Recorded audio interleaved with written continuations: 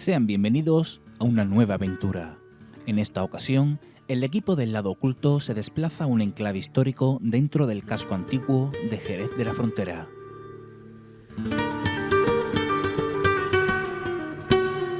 Recorremos sus calles hasta llegar a la Plaza San Juan, donde se encuentra situado un edificio que hoy día se denomina Centro Andaluz del Flamenco.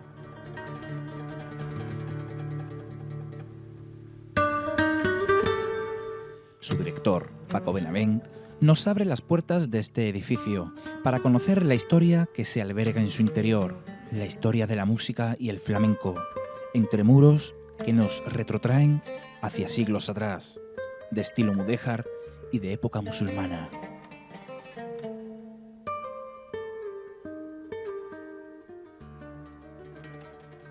Pero no solo la historia, también el misterio será protagonista entre unas paredes que han sido testigos de lo insólito. ¿Nos acompañáis?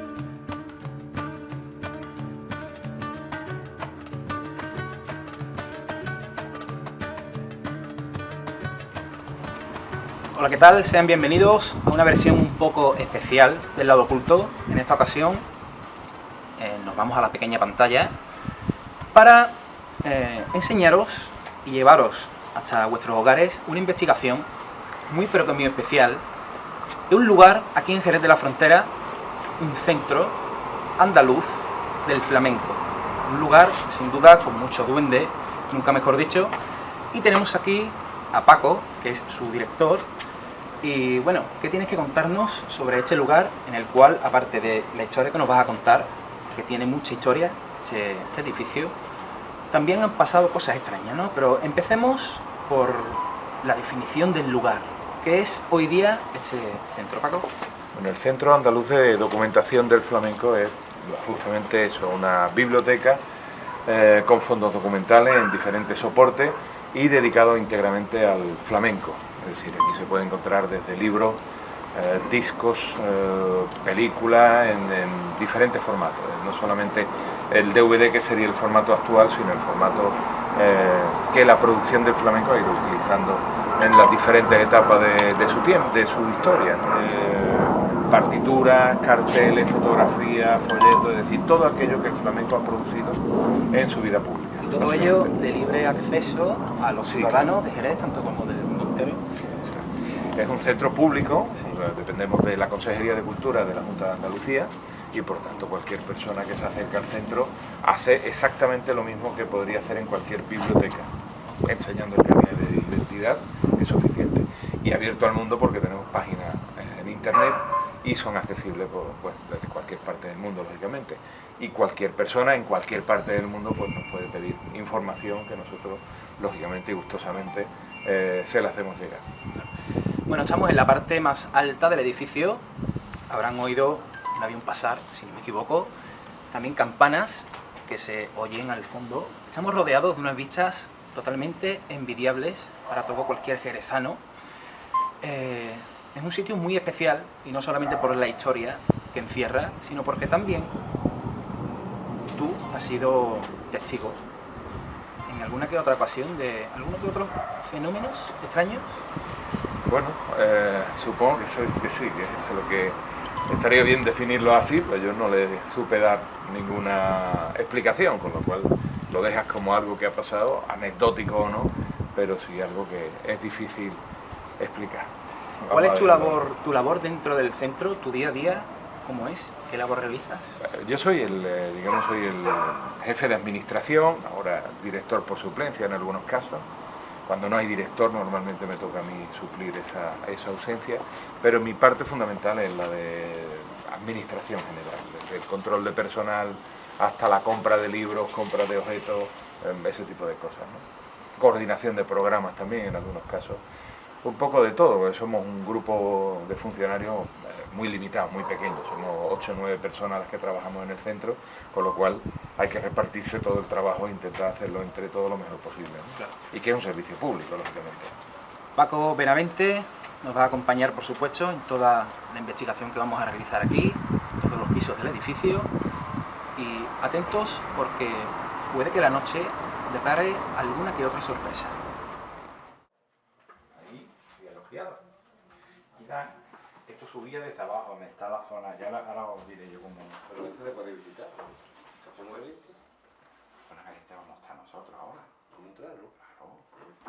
Para ya Ahora que te vamos a ya... dejar a ti solo. Ya se acabó.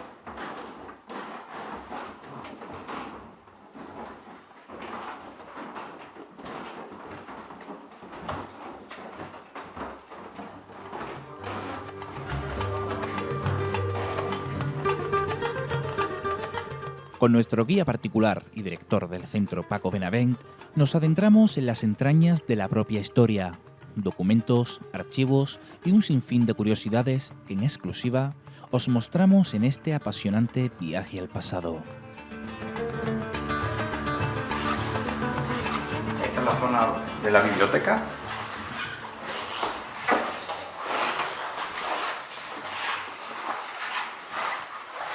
Aquí están los vídeos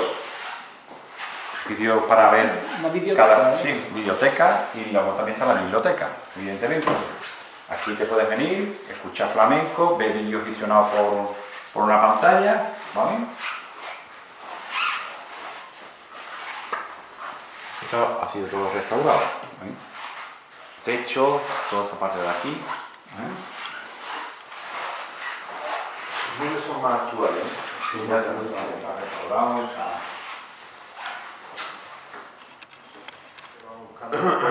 El último soporte que nos sirva para Claro.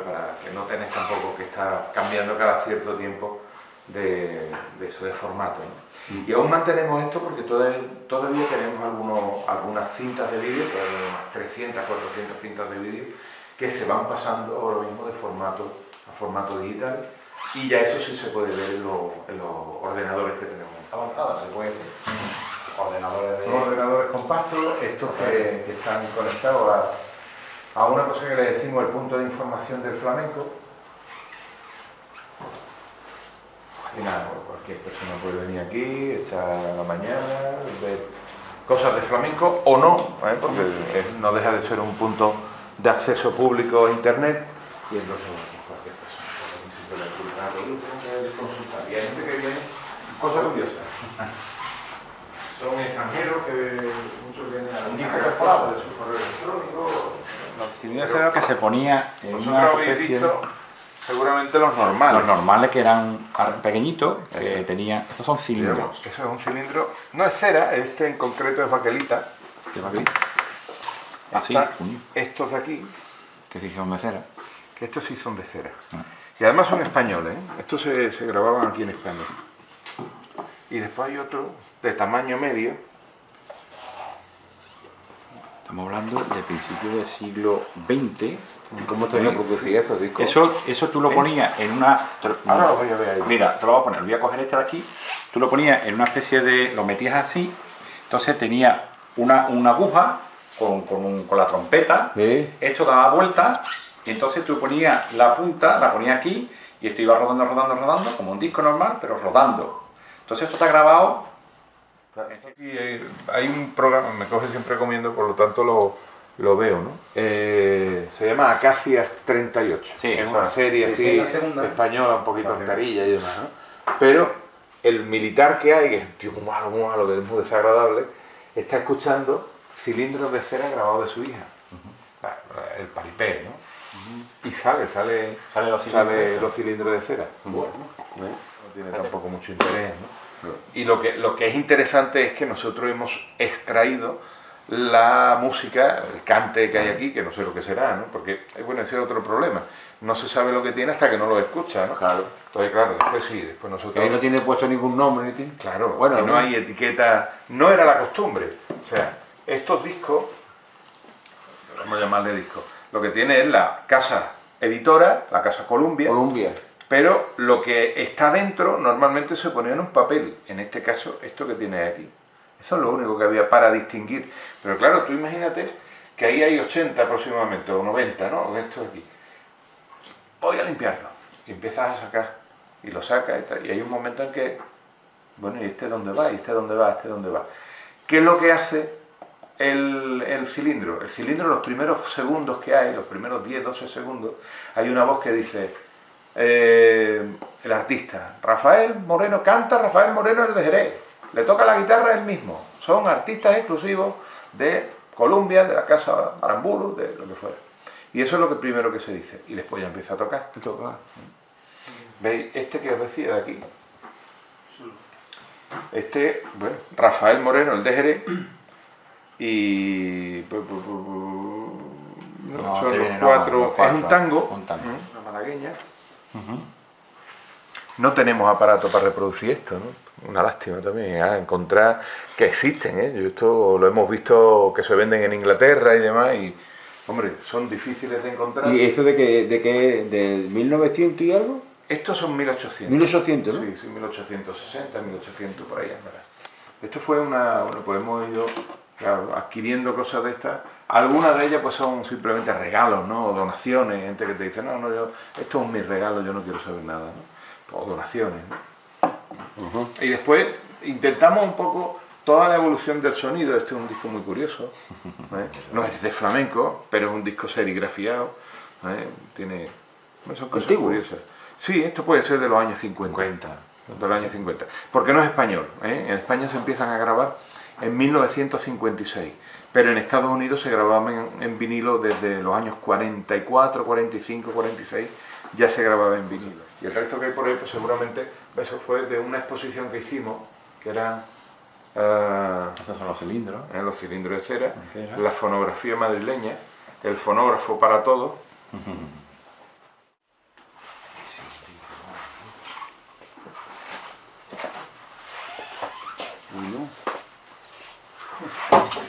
Y los discos de pizarra son estos que tenéis aquí. De los discos de pizarra, que aquí, ahí abajo, aquí, todo eso es disco de pizarra. Son casi 2.800, me parece que hay 2.600. Creo que es la mayor que hay a nivel nacional, ¿no? De flamenco, ¿no? De flamenco sí, pero la Biblioteca Nacional. Sí, la Biblioteca Nacional tiene, pero no el flamenco, ¿no? El flamenco. ¿De flamenco? ¿Disco de pizarra lo puedes enseñar? ¿Eh? ¿De gramófono? Dos caras, claro, era había varias editoras, o sea, en España había editoras, en Alemania había editoras, en Francia también había editoras, ¿no? Y sacaban discos. Los discos franceses tienen una particularidad, que se oyen desde dentro a fuera. O sea, el resto de los discos es desde fuera adentro, ¿no? Pero los franceses, la marca Pathé en concreto, lo que hace es grabar hacia afuera. Después hay muchas veces cuando te encuentras discos de estas características, hay algunos, este por ejemplo tiene ahí un arañazo, están rotos, se han reutilizado muchísimas veces, ha habido muchas veces, y nosotros lo que intentamos es no perder nada. Hoy la tecnología nos permitiría eso, pues grabar esto, es fácil, ¿no? Pero imaginemos que esto se cae al suelo, se rompe un añico, y dentro de 40 años hay una tecnología que permite reconstruir el disco. Pues guardamos esos discos por lo que pueda pasar, ¿no? Lo mismo no se puede recuperar nunca, ¿no? Pero... Y continuamos el camino a través de las galerías del centro, donde encontramos auténticas reliquias del mundo del sonido, historia viva, como los rostros inertes que parecen observarnos desde el silencio, como queriéndonos contar algo, al igual que la música que nos transporta en el tiempo.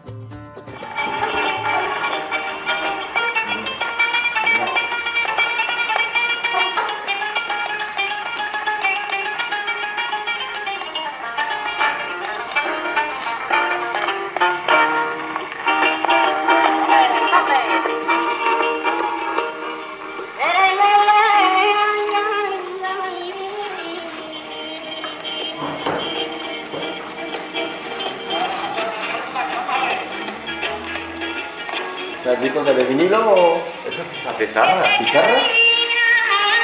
Este disco de 1924, 1926, esa época. Y el aparato de la misma fecha.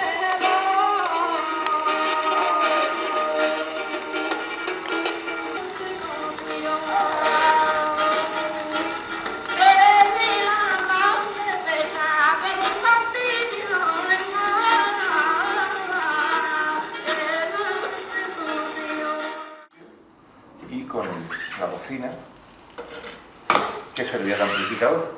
Se le daba, este no tiene cuerda, ¿no? A lo mismo no está dado, pero es simplemente ese... Ah, no, pues tiene un poquito de cuerda. No, lo que pasa es que este aguja no va, ¿eh? Vale. Por eso no escucharéis nada. Y esto va. Eso se va moviendo de un lado a otro y...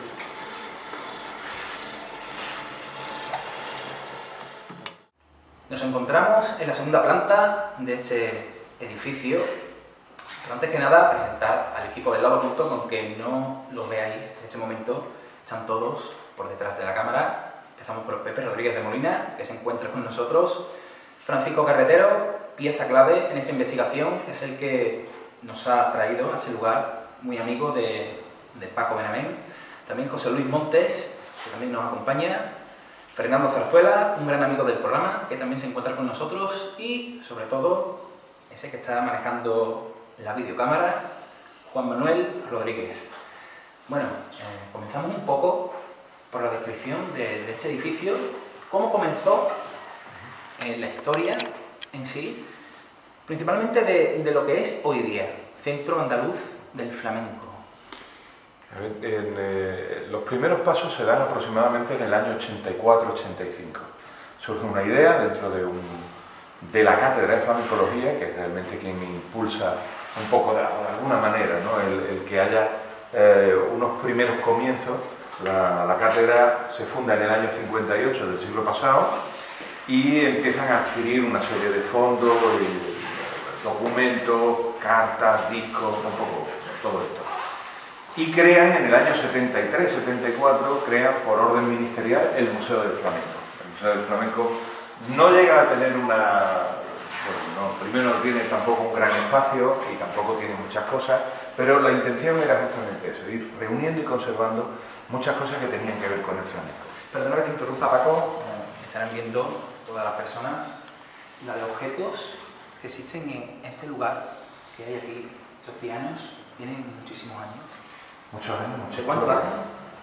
Pues es del siglo XIX, será 1870 aproximadamente, y aquel que hay allí es ya del siglo XX, de 1920-1925, y perteneció a Antonio Ruiz Soler. Incluso sale en una película de Marisol con Antonio Ruiz Soler, Antonio el bailarín, que era su nombre, y ese piano aparece en esa película. Bueno, todo bastante curioso. Hemos estado en otra sala, además. Tenía unos discos, por llamarlo de alguna manera. Son discos. ¿De qué se tratan realmente? ¿Cuál es su nombre? Son discos de pizarra o cilindros de cera, digamos, son los anteriores. Digamos, cilindros de cera, damos un salto entonces atrás. El cilindro de cera es un soporte que es capaz de aunar la música y la voz humana. Hasta ese momento, que fue un invento de Thomas Edison, hasta ese momento lo que podíamos oír era música. Podemos oír música en esos pianos, por ejemplo, en rollos de pianola o en discos de Aristón o de Lofón, que eran máquinas parlantes, en definitiva, que es como se llamaba, pero aunque se hicieron muchas pruebas, no se llegó nunca a concluir en un soporte hacer las dos cosas, que voz humana y música estuvieran unidas. Por ejemplo, Alexander Graham Bell, el inventor del teléfono, hizo muchísimas pruebas con grabaciones, pero nunca las pudo oír, porque él grabó esa voz, su voz normalmente, pero no se podía llegar a oír, porque no había tecnología en ese momento. Será Edison quien aúne las dos, digamos, la música por un lado, la voz por otra, y que eso además se pudiera reproducir. O sea, que la cosa es que esa era, digamos, la parte más compleja, ¿no? El que se pudiera reproducir. Disco, digamos, empezamos en el cilindro de cera, el disco de pizarra. A continuación del disco de pizarra empiezan a aparecer los soportes magnéticos, las cintas abiertas, las cintas de tortas que se le dice el Revox y este tipo de soporte, la cinta cassette, que también aparece más o menos en los años 50 por ahí, y los vinilos. Todo, digamos que ese soporte aparece más o menos en esa época. Y después ya en los años 80, quizá un poco antes, pero bueno, tanto equipos de investigación japonés como holandeses, que son los que terminan inventando el compact disc, que es lo que actualmente utilizamos. Y ahí ha habido muchísimos soportes que se han ido descartando, ¿no? El DAT, por ejemplo, que yo sé que todavía se utiliza en muchos sitios, los músicos les ha gustado mucho el DAT siempre, ¿no? Los minidisc, que fue un soporte que, digamos, que tuvo muy corta vida, los laserdisc, que además permitían hacer grabaciones también en vídeo. Es decir, hay muchos soportes que han ido desapareciendo, ¿no? Seguramente las personas que son más mayores pues sí que recordarán el sistema beta, el sistema 2000, que también era una revolución, y al final el que se impone posiblemente sea el más barato y el que menos calidad daba, que era el VHS, ¿no? Hoy estamos hablando de DVD. Sí, yo recuerdo aquellas cintas beta que como un tesoro yo las guardaba de pequeño y al cabo de los años, de muchos años, las volví a reproducir a conseguir un vídeo que un amigo mío me facilitó y tenían una calidad excelente. El beta ha sido... Se puede asemejar, ¿no? Sí. Con el tema de las... El beta ha sido un buen soporte, ¿no? Después lo que ha pasado es que ha quedado el VHS, ¿no? Quizás porque es mucho más versátil en el sentido que se podía hacer mucho más largo, habían grabaciones hasta de 240 aproximadamente, de 240 minutos, y bueno, simplemente es una cuestión comercial, ¿no? Se impone, posiblemente no el mejor, sino el más barato. Claro. Bueno, observamos toda una galería de arte aquí en este centro. Magnífica. ¿Cómo continúa brevemente la historia de este lugar? ¿Cómo se forma? Pues digamos que decía que es la cátedra de flamencología por una serie de avatares que necesita cambiar su forma jurídica, ¿no? Estamos en ese final de la dictadura de Franco y se ha creado el museo, es decir, hay una serie de pasos que se han dado y al final no termina de cuajar cuál es la fórmula jurídica. Se habla de una fundación, etcétera, etcétera. Y en el año 85 se retoma esa idea.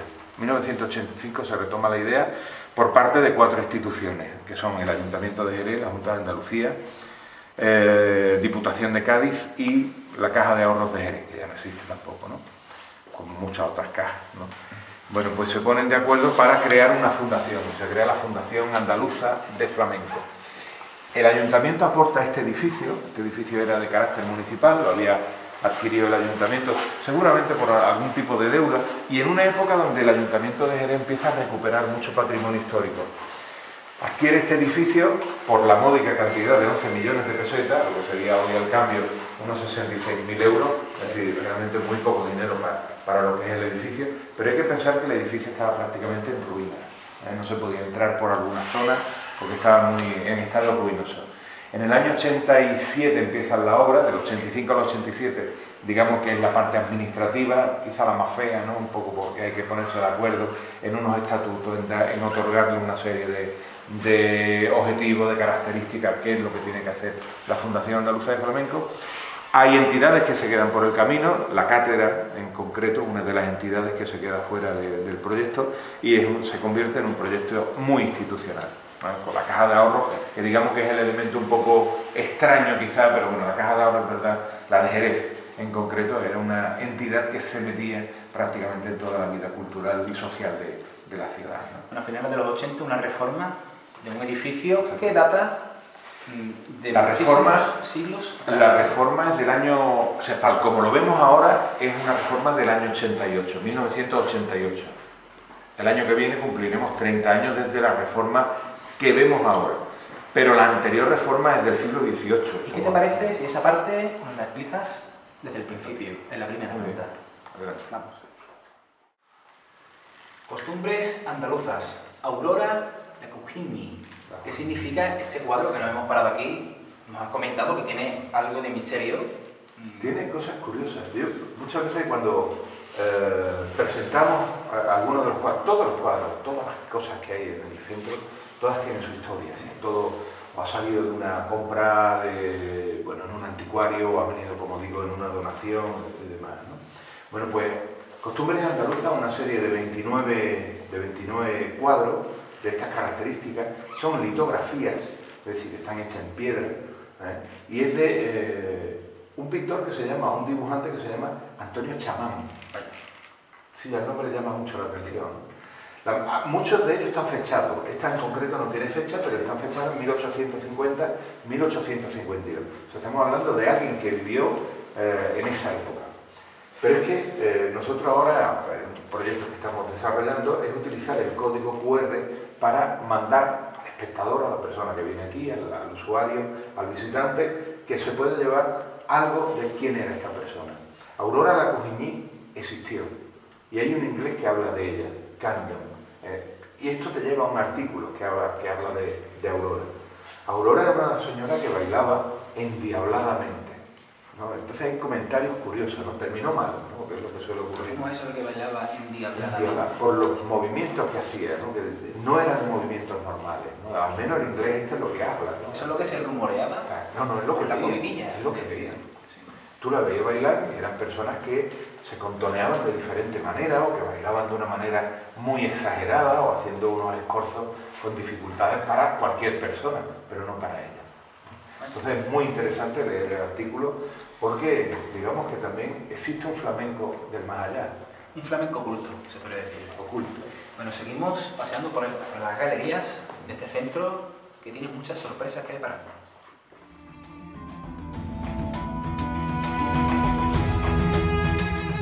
Abandonamos momentáneamente la segunda planta para dirigirnos al patio central, donde conoceremos la historia del edificio.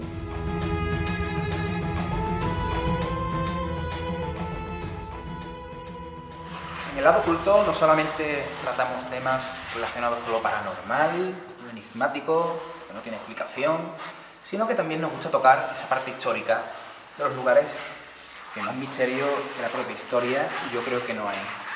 Por eso estamos aquí, en este edificio, en la primera planta. Ahí veis al fondo la puerta de entrada, la cual encierra también mucha historia. Ese lugar, ese primer piso del edificio.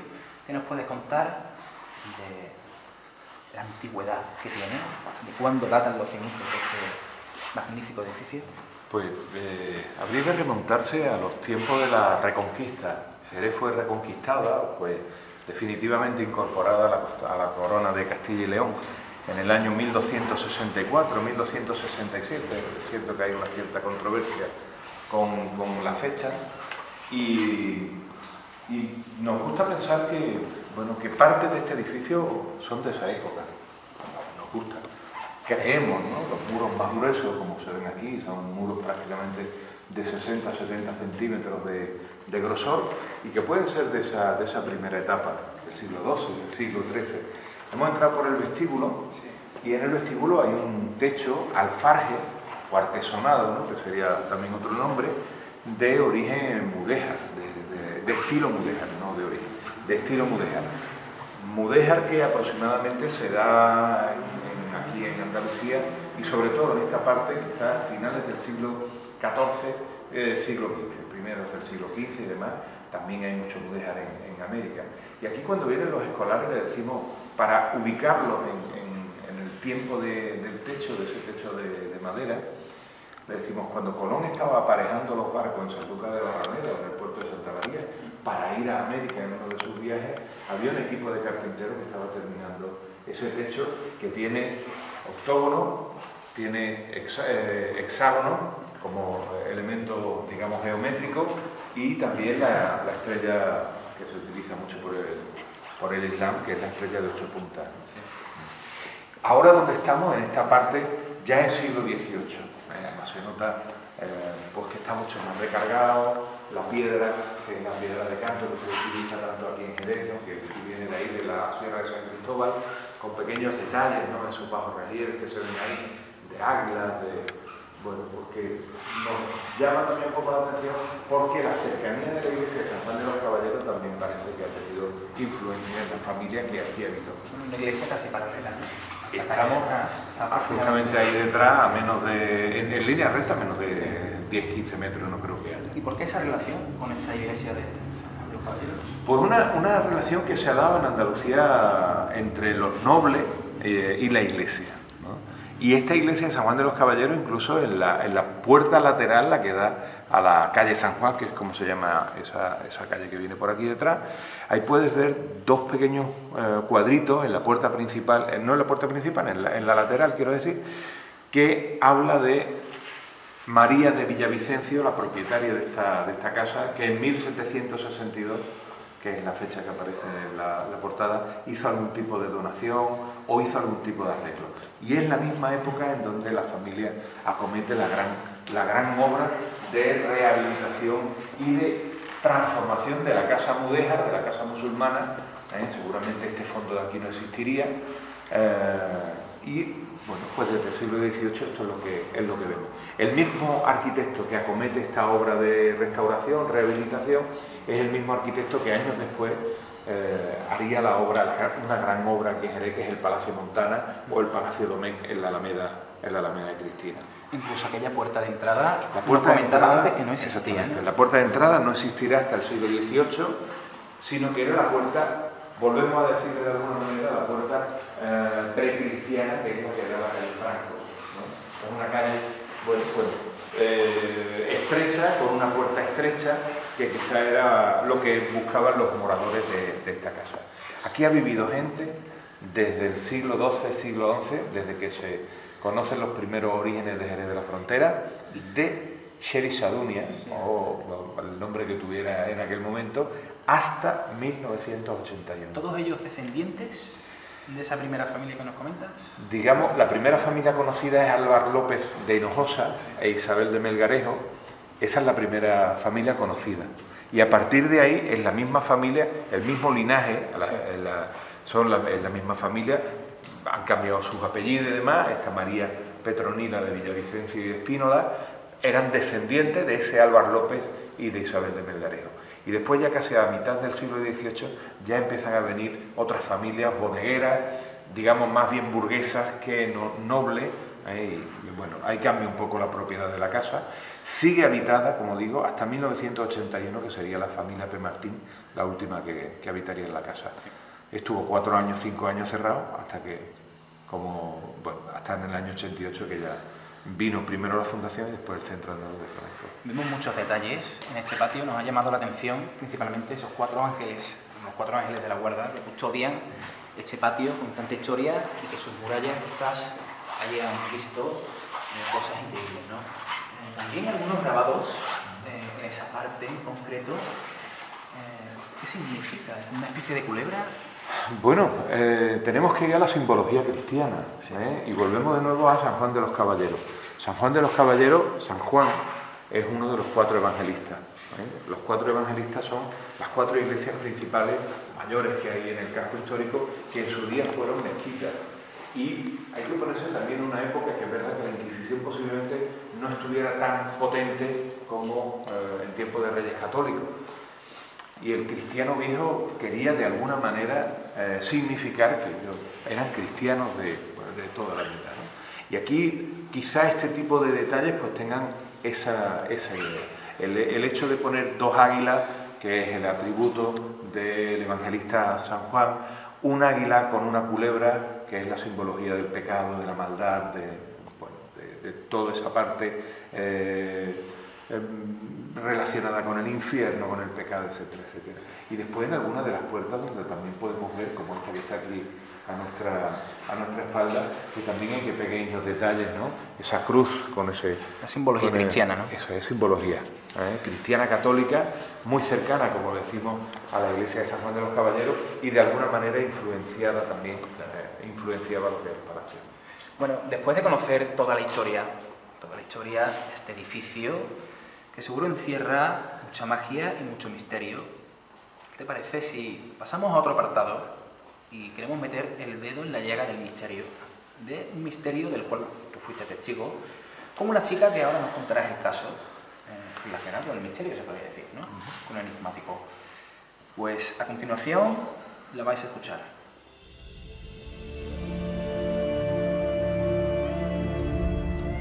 Nos dirigimos a una zona concreta, el auditorio, donde, como no podía ser de otra forma, recreamos ese ambiente radiofónico para seguir los aislamientos que varios miembros del equipo realizarán en distintas dependencias del edificio.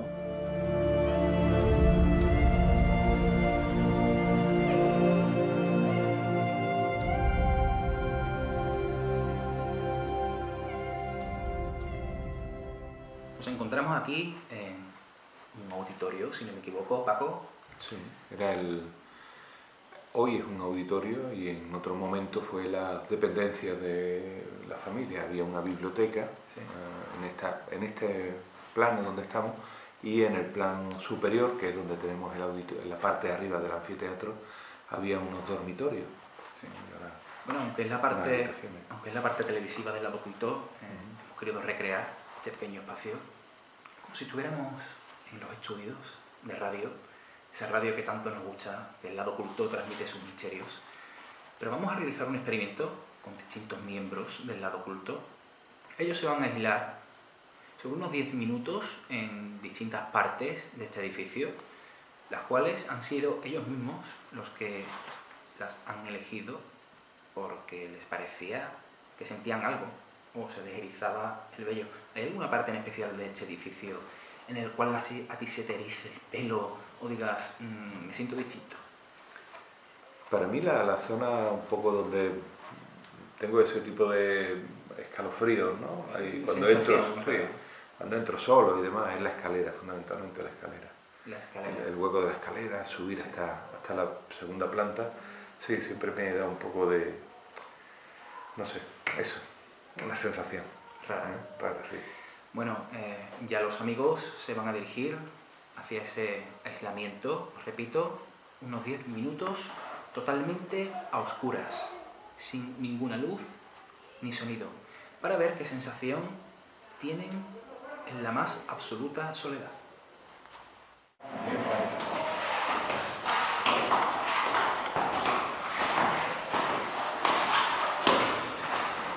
¿Estáis dispuestos a entrar? Sí. ¿Estáis dispuestos a entrar?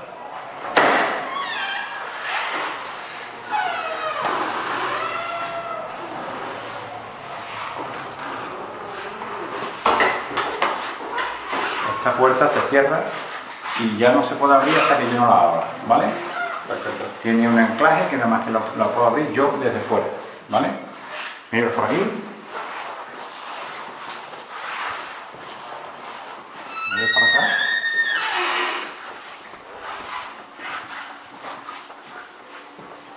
Esta zona es bastante caliente, ¿eh? Nos vamos a quedar en la zona donde vivían los sirvientes, ¿vale? Se va a quedar Pepe, Luis y Fernando, ¿vale? Fernando, ¿tú eres capaz de subir arriba y sentarte arriba? Arriba, vale, sí. Sí, de la escalera, Sí. ¿vale? Tú te sientas ahí, te pones la cámara y empiezas a grabar. Yo te lo pongo. Siéntate ahí.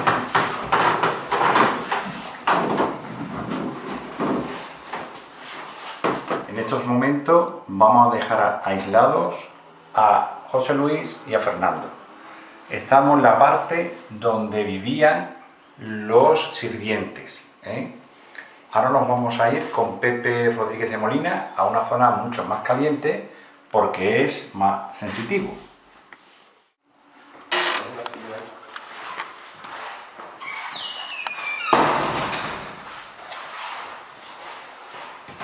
En la escalera. No. Ponte, siéntate aquí. Vale.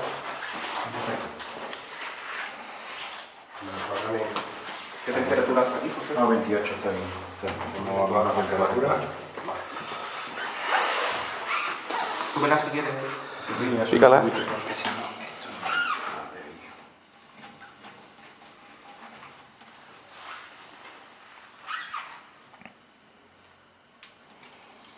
Bueno, pues ahora vamos a dejar a Pepe Rodríguez de Molina en esta parte, que es una de las zonas más calientes, para ver qué ocurre en estos 10 minutos que vamos a estar con él aislado.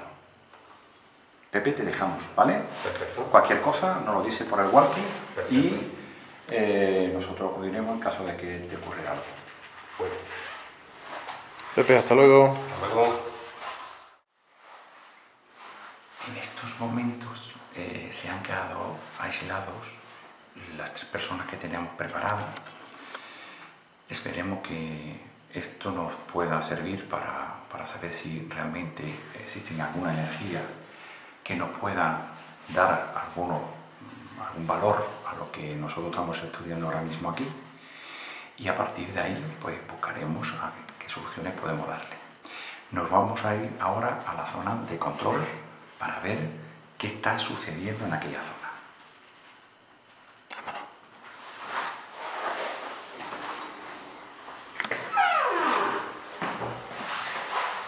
Continuamente lo vamos a dejar aislado con la puerta cerrada. Ya está cerrado y en estos momentos se quedan aislados. Vámonos a la parte de control.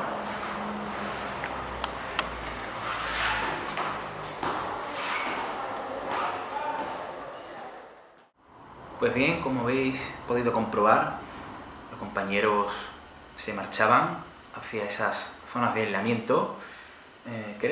¿Tú crees que oían algo, sentían algo? Un espacio tan oscuro, ¿cómo se van a quedar? Esas habitaciones que encierran tanto tiempo, ¿no? Nunca mejor dicho, entre sus objetos, esos cuadros. ¿Qué crees que sentirán en esa soledad? Tú que seguramente habrás estado por necesidad mucho tiempo solo aquí, imagino. Sí, yo soy el último que sale normalmente por las mañanas. Me voy a casa a comer sobre las 4 de la tarde muchas veces, ¿no? Y es verdad que lo que escucho son, ¿no?, el crujir de la casa, ¿no? Sí. Por lo menos es lo que intenta uno siempre justificar, ¿no? Cuando una puerta que se abre, que se cierra, pues será una corriente de aire. Claro, después cuando empiezas a pensar una corriente de aire, ¿por qué? ¿No? Si aquí está todo cerrado, ¿no? Claro. Pero bueno, intenta uno no pensar en este tipo de cosas, si no, no vendría a trabajar seguramente, ¿no? Bueno. Bueno, sí, se escuchan los crujidos de las vigas, las vigas de la casa vieja y bueno, ese tipo de cosas, ¿no? Bueno, se estarán preguntando todos los oyentes del lado oculto, ¿por qué hemos venido aquí? A este edificio tan enigmático, tan antiguo, con tanta historia, tanto enigma. Hemos venido porque hay una historia, o hay varias historias, que Paco Benavent nos va a detallar sobre hechos que ocurrieron delante de sus propios ojos. ¿Qué tiempo hace, principalmente, de esta primera historia que nos vas a contar con una chica como protagonista? Sí. ¿Qué hacía aquí esta chica? Estaba en práctica. En prácticas. Sí, eran prácticas de ciclo formativo, de formación profesional. No recuerdo tampoco que era muy bien, ¿no? Pero sí, eran administrativos casi todos, ¿no? Y de un instituto de aquí de la ciudad nos llegaban chicos para hacer prácticas. Sí.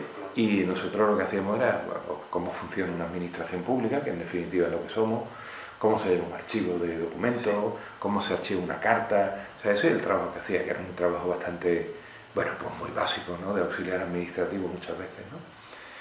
Y era una chica, la verdad es que no tengo, el recuerdo que tengo de ella era una chica agradable, era seria, muy seria, eso sí que lo recuerdo. No recuerdo su nombre, pero sí que era una chica muy agradable, hacía muy bien su trabajo y demás, ¿no? Y un día pues, me dijo, es que aquí ha pasado algo y tal, no sé qué. No porque hubiera pasado algo luctuoso, es decir, no ninguna muerte violenta ni nada de esto, no era... Pero ella sentía algo, algunas cosas, ¿no? Decía, pero es que aquí ha pasado algo, y aquí ha habido algo, y aquí tal. Y siempre se iba al mismo sitio, ¿no? Recuerdo que tenía el pelo muy largo y se quitó el pelo, un pelo muy largo de su melena. Y bueno, pues ambos extremos del pelo, con el dedo pulgar y el índice, y dejó caer un anillo, ¿no? Sí.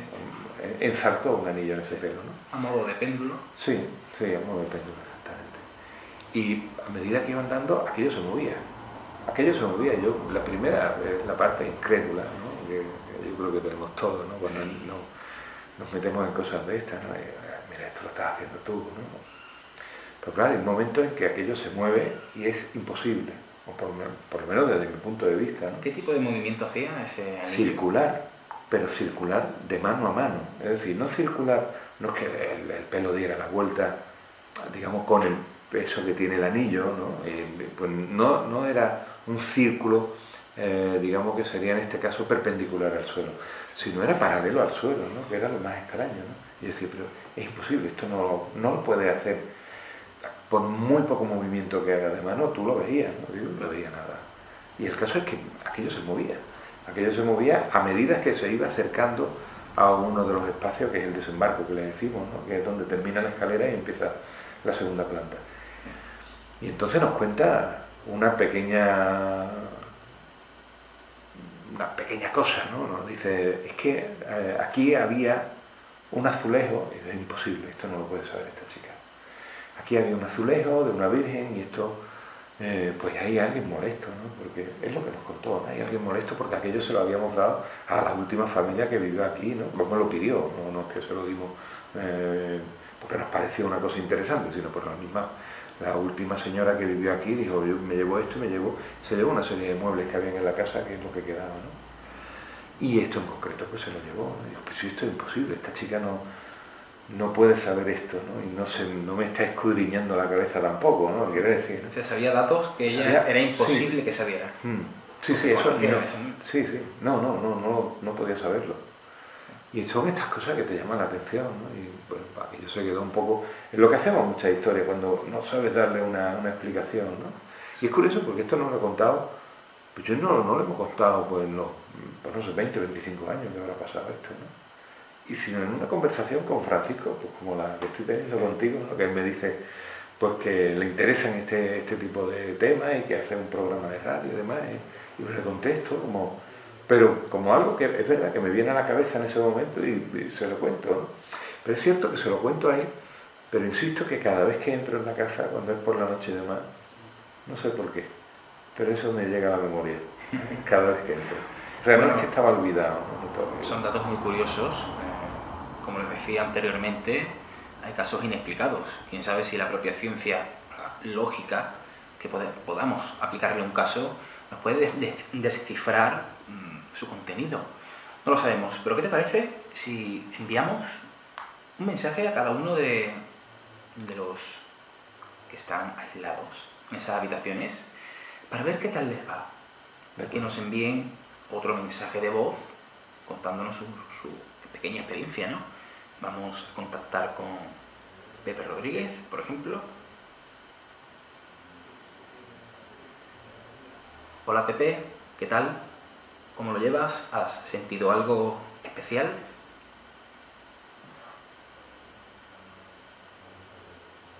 A ver qué nos responde el compañero Pepe Rodríguez de Molina, que se encuentra aislado, no sé exactamente en qué zona.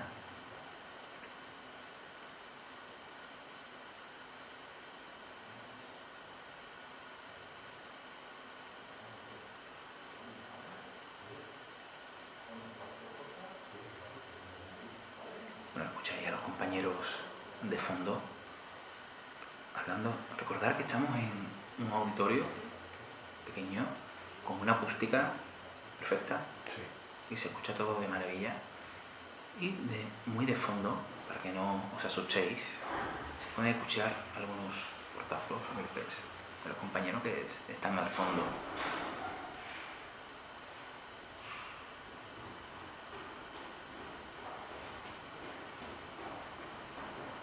Bueno, parece que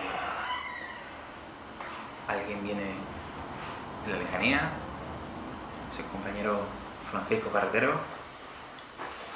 Vamos a escuchar el mensaje que nos ha enviado Pepe Rodríguez de Molina. Pues querido compañero, ha venido los compañeros Juan Manuel y Francisco porque en plena grabación la cámara se me ha apagado y se ha movido totalmente sola. Algo que en ningún momento yo he estado grabando en todo momento con mi grabadora, el cual después vais a poder oír el audio. Ha sido algo muy extraño.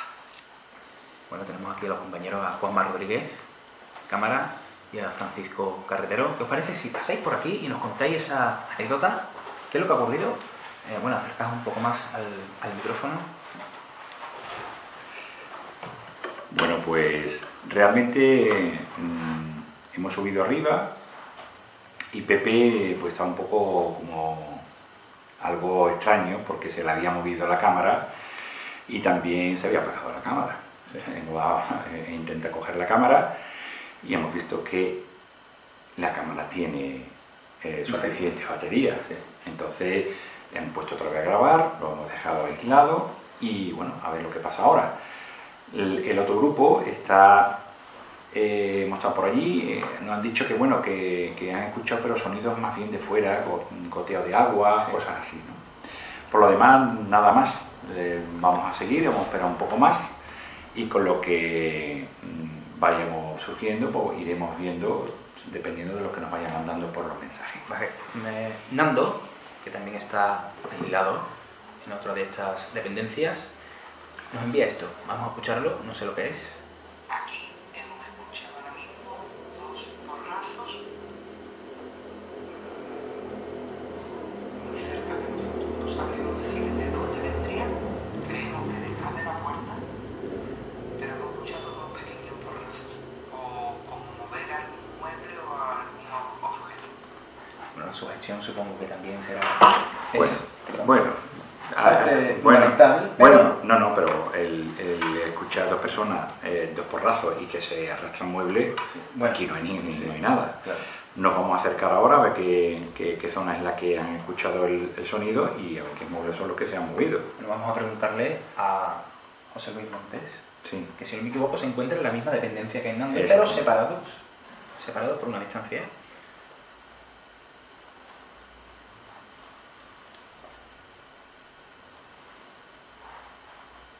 Bueno, José Luis, ¿qué tal te encuentras?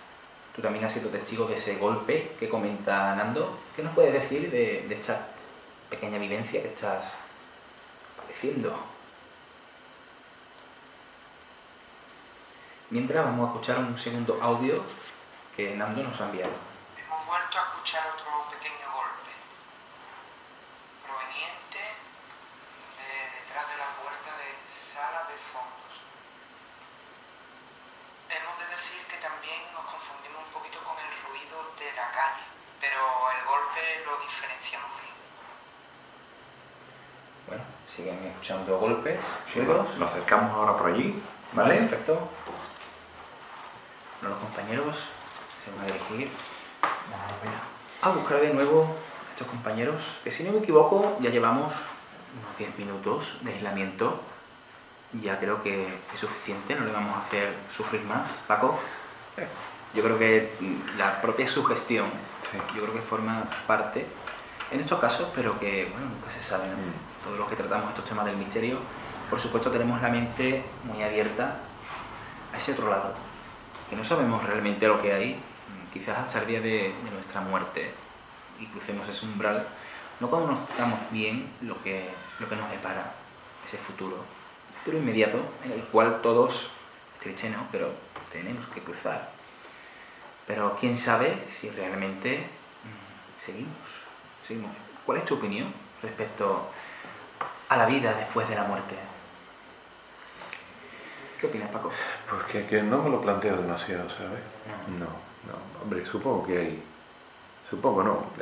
Claro, todos tenemos de alguna manera, y en mi caso más todavía, ¿no?, que soy mayor, así que esas enseñanzas de la Iglesia Católica, ¿no?, que hay una vida detrás de la vida, ¿no? Y uno quiere pensar que sí, ¿no?, que volverá a ocurrir lo que sea después de ya no estar, ¿no? En definitiva es solamente, somos tiempo y somos memoria, Sí. ¿no? Y el tiempo no se acaba, es infinito. Y la memoria se acaba cuando se acaba otras memorias, ¿no? Pero no lo sé, la verdad es que no me planteo muchas veces qué es lo que hay después. Pero sí es verdad que es muy reconfortante el pensar que después de la muerte vamos a morir, pero después seguimos, que el camino continúa. Sí. Es reconfortante y nos ayuda, digamos, a vivir de una manera más esperanzadora. Sí, Más brutal. esperanzadora, perdón. Además, el ser humano posiblemente sea el único animal que vive en el planeta Tierra que es consciente que va a morir, ¿no? Sí. No hay ningún animal que sea consciente de eso, ¿no? Primero porque tampoco los animales que tengan conciencia, ¿no? Pero es verdad, ¿sabes? nace y sabes positivamente que vas a abandonar este mundo de vivo y que te vas a incorporar a otra cosa. Claro. Bueno, Muchas experiencias, muchas personas, ¿no?, que aseguran haber sido testigos de apariciones vinculadas también con muchos fallos de alguna conexión del cerebro, quién sabe, quién sabe. Pero también que han sido testigos de muchos fenómenos y que lo asocian directamente con ese otro lado, otra vida después de la muerte. Bueno, quién sabe qué nos depara en ese otro lado. Si al final del túnel comenzamos una nueva vida, una nueva etapa, seguimos escuchando ruidos, supongo que serán los compañeros. Sí. No sabemos si alguno habrá salido corriendo, habrá salido pitando. Sí, porque más de uno estaba muy asustado, no querían hacerlo. Sí, llegaron muy valientes, pero es que el lugar sí es verdad que Impone mucho. Bueno, han llegado ya el grupo, subiros arriba y que comentéis Han llegado los compañeros que han realizado este aislamiento. ¿Qué pasa? Ponte ya el micrófono. Bueno, aquí tenemos al primer miembro que se ha acercado, Nando. ¿Qué tal tu experiencia? Pues bueno, la verdad que al principio, como puedes... habéis estado los dos juntos, Sí. en este caso, Sí. en esa habitación que vimos antes, en ese lugar donde estaban esos gramófonos antiguos. ¿Qué habéis sentido? Pues, no sé, Luz. De verdad que hemos estado como los 5 o 6 primeros minutos en silencio total. Pero a partir ya de 7 o 8 minutos hemos escuchado claramente detrás de la puerta como rastrar un objeto o golpear algo. Un arrastrar de muebles o Sí, algo o pesado. algo. Sí, de un Sí, mueble, un mueble o algo. pero un arrastrar sí ha sido un arrastrar muy mínimo. Sí. O un golpe, como el Un que golpe. golpea en una madera. En 3 ocasiones, ¿no? En 3 ocasiones. Ahí ya... nos Y hemos de puesto momento un la poco- ya te ponen la piel de escarpión. Ya es lo que es la segunda parte, de lo que es el aislamiento, nos hemos puesto ya un poquito, José Luis, un poquito nerviosos. Sí. Sí. En la primera parte hemos estado más tranquilos, no hemos escuchado nada, mucho ruido del exterior, ¿no? Pero en la segunda ya nos hemos puesto un pelín Sí, más un nerviosos. poquito más. Sí, porque se han escuchado muy seguidamente. Y la verdad que impone un poquito. Paco, detrás de esa puerta, ¿qué es lo que hay? Sí. Sala de... Fondos. Sala de fondos, Ahí es donde efectivamente. están los discos. La habitación en la que hemos estado, donde están los discos de pizarra y... Los cilindros de cera. Hay una puerta que está al final, y a Vale. esa puerta es la que da ahí. Pues Sí, entonces ¿vale? el ruido claramente, vamos, estábamos dos, ¿no? José Luis y yo, ¿A qué distancia estabais uno del otro? Nada, mínimamente vamos a pocos Sí. centímetros, Adrián. Y los dos hemos escuchado perfectamente, vamos. Y además que los dos definíamos que el sonido venía de detrás de esa puerta, Detrás de esa puerta. justamente enfrente de nosotros. Bueno, no sabemos qué es lo que habrá en esa zona. Hablamos de la segunda planta del edificio. Sí. Sí. La No segunda vive planta. nadie en la casa Nadie. aledaña. No hay, en principio no sabemos que viva alguien, ¿no? Quiero decir, si hay alguien que sea un ocupa o algo de esto, tampoco lo sabemos, ¿no? Pero vamos, no vive nadie. Vale. Bueno, hasta aquí Vamos la por ahí. opinión de Nando y José Luis.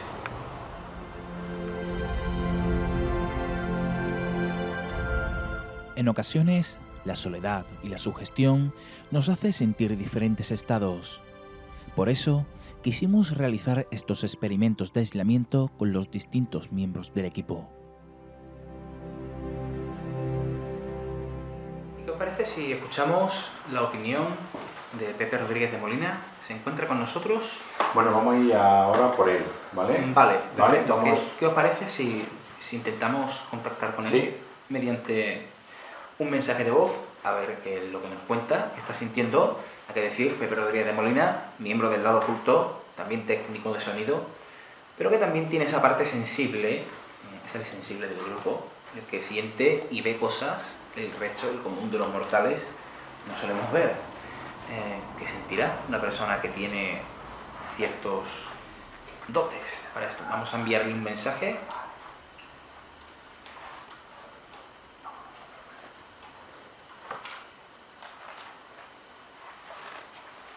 Hola Pepe, ¿qué tal, compañero? ¿Cómo llevas estos minutos de aislamiento?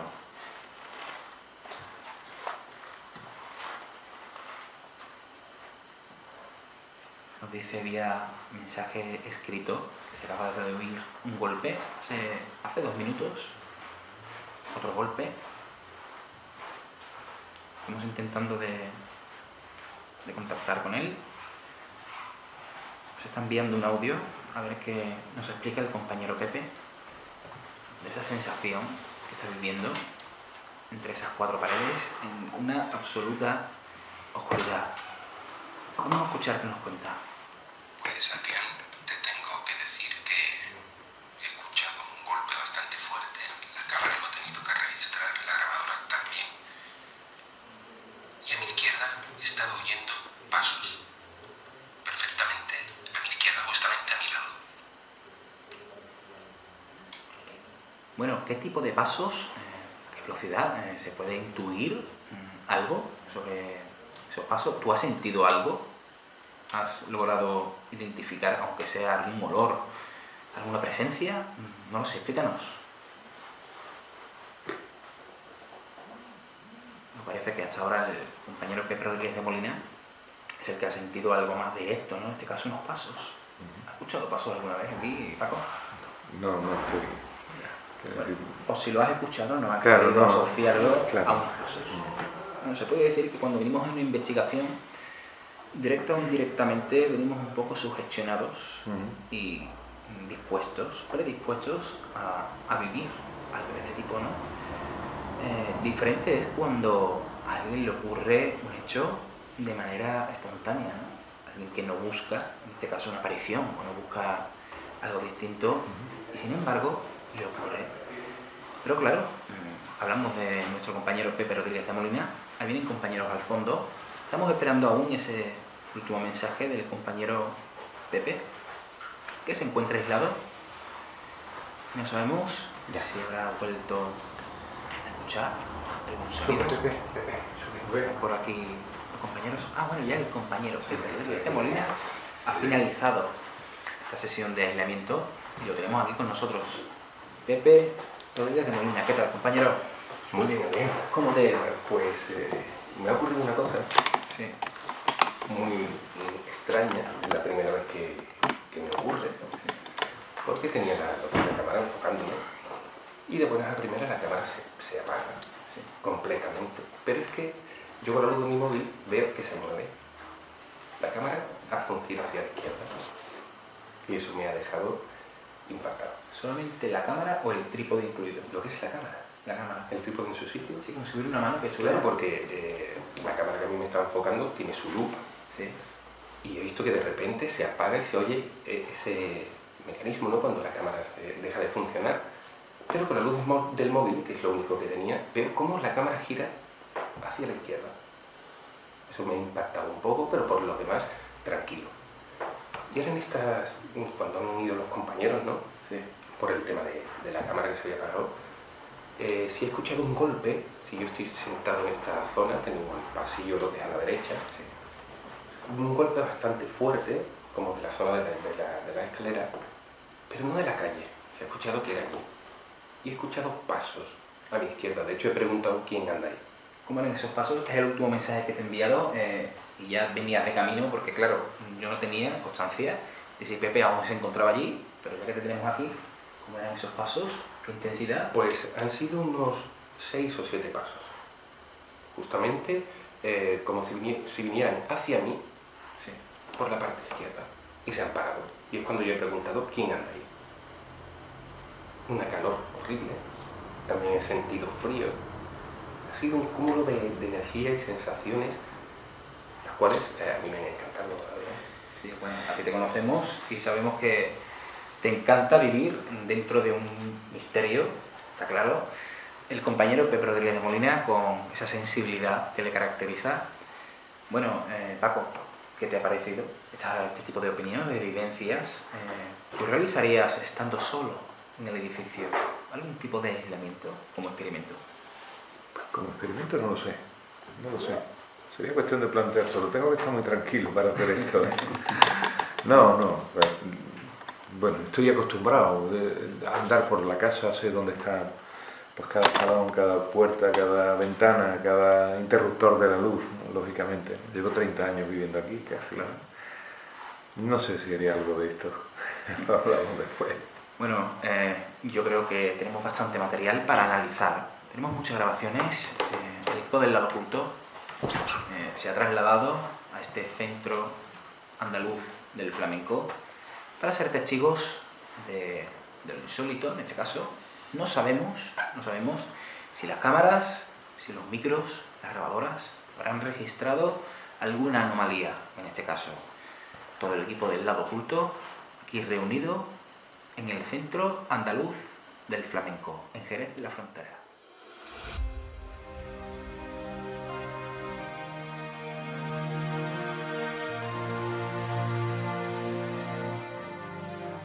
Hay lugares con encanto, lugares que nos transportan al pasado, que nos hacen vivir experiencias únicas. Después de analizar todo el material, no obtuvimos ninguna señal anómala, ninguna voz, ninguna imagen extraña, pero nos quedamos con la sensación de todo el equipo, con la historia, con las anécdotas, las curiosidades, la ilusión de conocer e indagar en el pasado, con un equipo humano que tan solo intenta transmitir las sensaciones vividas, sensaciones de las cuales, esperemos, hayáis sido partícipes. Gracias y hasta la próxima.